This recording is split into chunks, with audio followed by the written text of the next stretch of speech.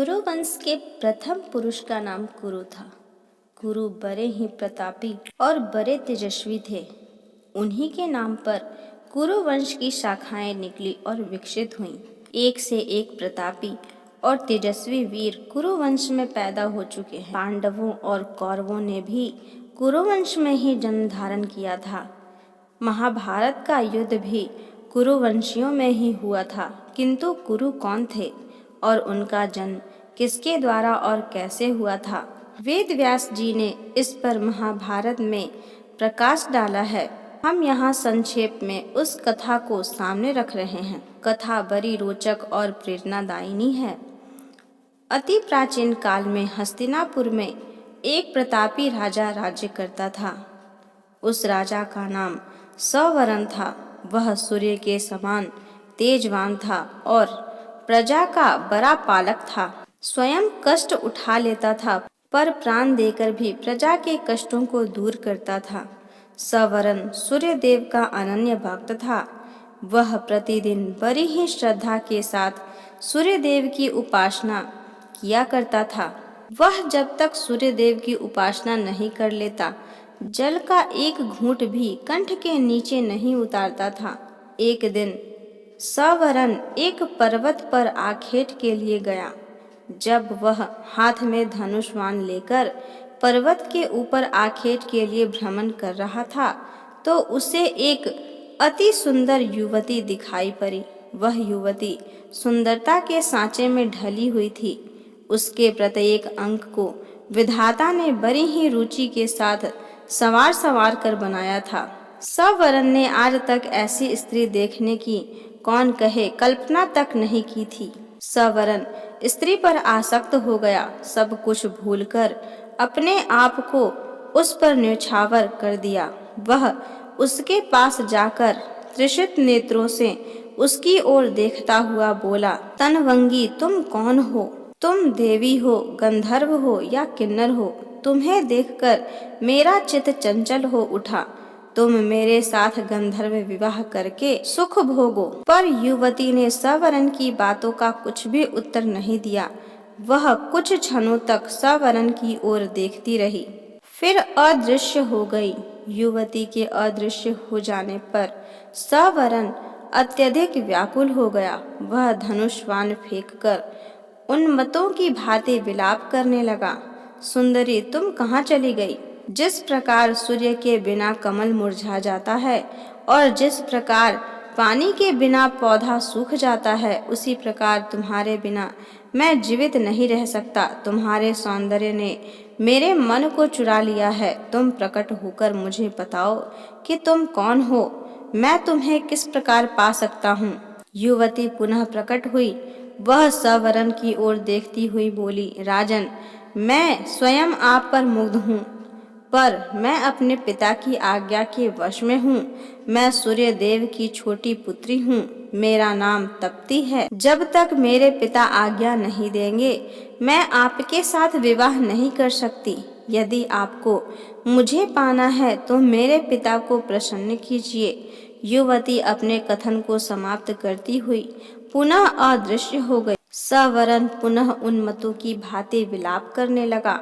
वह आकुलित होकर पृथ्वी पर गिर पड़ा और तपती तपती की पुकार से पर्वत को ध्वनित करने लगा।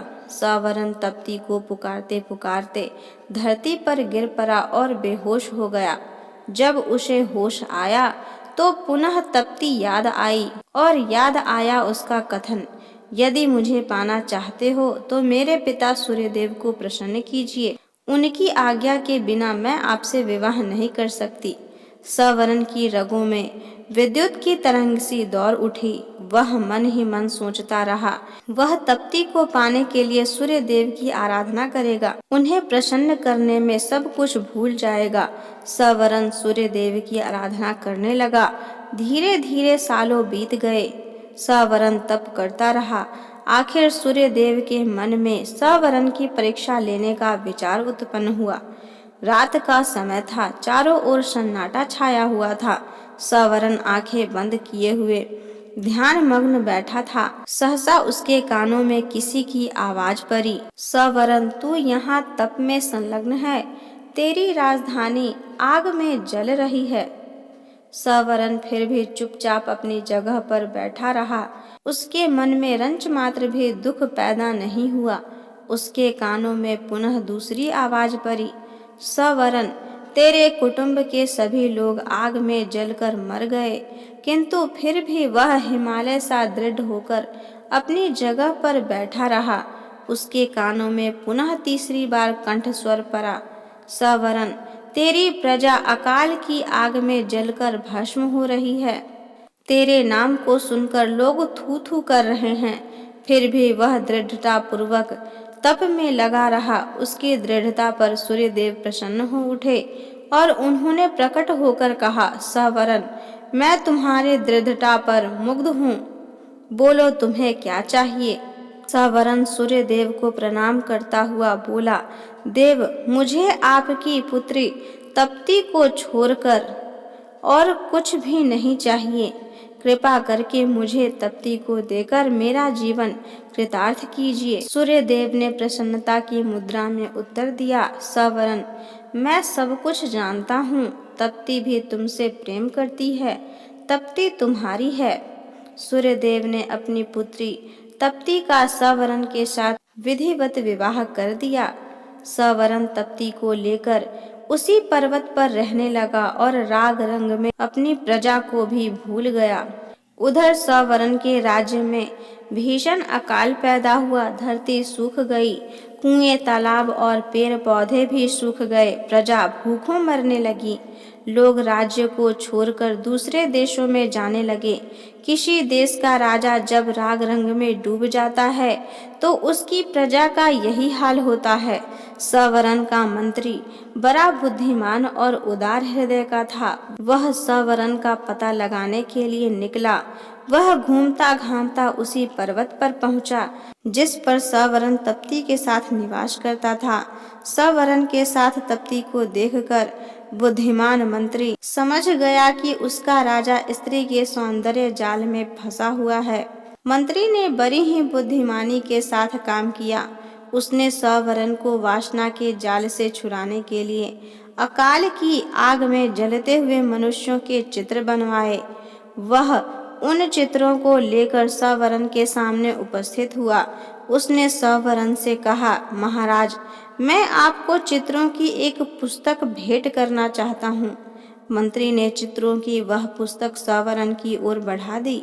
सवरण पुस्तक के पन्ने उलट पलट कर देखने लगा। किसी पन्ने पर मनुष्य पेड़ों की पत्तियां खा रहे थे। किसी पन्ने में माताएं अपने बच्चों को कुएं में फेंक रही थी। किसी पन्ने में भूखे मनुष्य जानवरों का कच्चा मांस खा रहे थे और किसी पन्ने में प्यासे मनुष्य हाथों में कीचड़ लेकर चाट रहे थे। सवरण चित्रों को देखकर गंभीरता के साथ बोला, यह किस राज्य की प्रजा का दृश्य है? मंत्री ने बहुत ही धीमे और प्रभावपूर्ण स्वर में उत्तर दिया, उस राजा का नाम सवरण है। यह सुनकर सवरण चकित हो उठा। वह विस्मय भरी दृष्टि से मंत्री की ओर देखने लगा। मंत्री पुनः ढंग से बोला, मैं सच कह रहा हूँ महाराज, यह आपकी ही प्रजा का दृश्य है।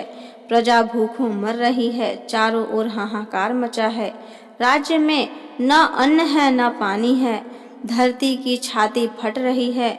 महाराज, वृक्ष भी आपको पुकारते पुकारते सूख गए हैं। यह सुनकर सवरण का हृदय कांप उठा।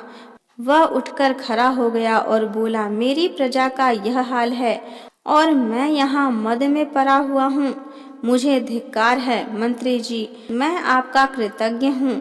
आपने मुझे जगाकर बहुत अच्छा किया। सवरण तप्ती के साथ अपनी राजधानी पहुँचा। उसके राजधानी में पहुँचते ही जोरों की वर्षा हुई। सूखी हुई पृथ्वी हरियाली से ढक गई। अकाल दूर हो गया। प्रजा सुख और शांति के साथ जीवन व्यतीत करने लगी। वह सवरण को परमात्मा और तप्ती को देवी मानकर दोनों की पूजा करने लगी। सवरण और तप्ती से ही कुरु का जन्म हुआ था। कुरु भी अपने माता पिता के समान ही प्रतापी और पुण्यात्मा थे। युगों बीत गए किंतु आज भी घर घर में कुरु का नाम गूंज रहा है।